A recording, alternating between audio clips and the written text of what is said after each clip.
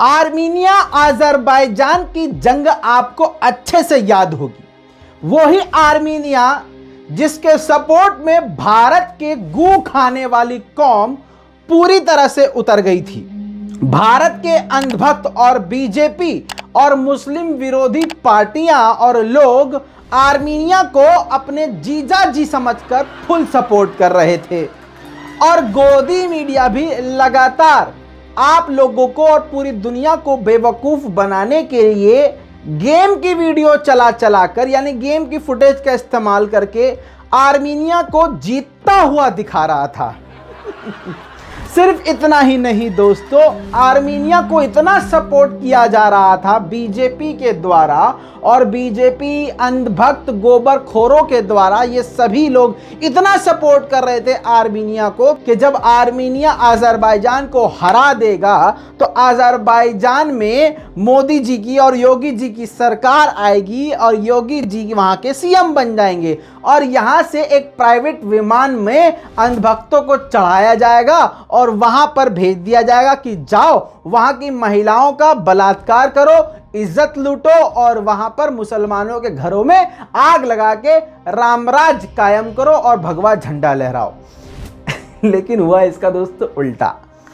कुत्ते की तरह क्या, सुअर की तरह हार गए। जी हां, इतने बुरे तरीके से हारे कि आर्मीनिया से जीतने के बाद अजरबैजान तो आसमान की बुलंदियों तक पहुंच गया, बड़े बड़े शहरों और गांवों को आज़ाद करा लिया, लेकिन आर्मीनिया इतनी बुरी तरह से हार गया कि अभी तक आर्मीनिया में ज़बरदस्त प्रदर्शन हो रहे हैं, प्रोटेस्ट हो रहे हैं और आर्मीनिया की इतनी बुरी हालत हो गई कि आर्मीनिया के प्रधानमंत्री के खिलाफ संसद के अंदर घुस के तोड़फोड़ की गई, मारपीट की गई और अभी तक वहां पर प्रदर्शन चालू है।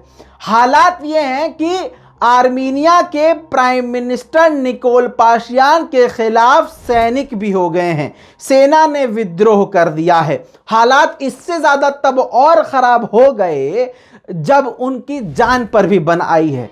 अब थक हार के, क्योंकि जनता ये कह रही है कि हमारे पास हथियार थे तो हम अजरबैजान से कैसे हार गए। सबसे बड़ा सवाल सेना खुद कर रही है कि हमारे पास जब सुखोई Su-30 विमान था तो उसके रहते हम हार कैसे गए।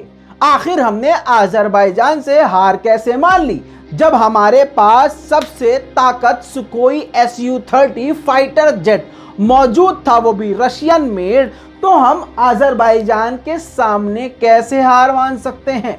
इतने महीने गुजरने के बाद आखिरकार आर्मीनिया के प्राइम मिनिस्टर ने अपनी पैंट उतार दी। जी हां, उन्होंने आके अपनी पूरी कमजोरी का सामना करते हुए गोबर जो आसमान की तरफ कुछ महीने पहले उछाला था अपने मुंह पर ले लिया है। जी हां, उन्होंने अपनी सरकार और अपनी रक्षा प्रणाली की पोल खोलते हुए कहा है रशिया से सुखोई Su-30 विमान खरीदा था, वो बिना मिसाइल का था।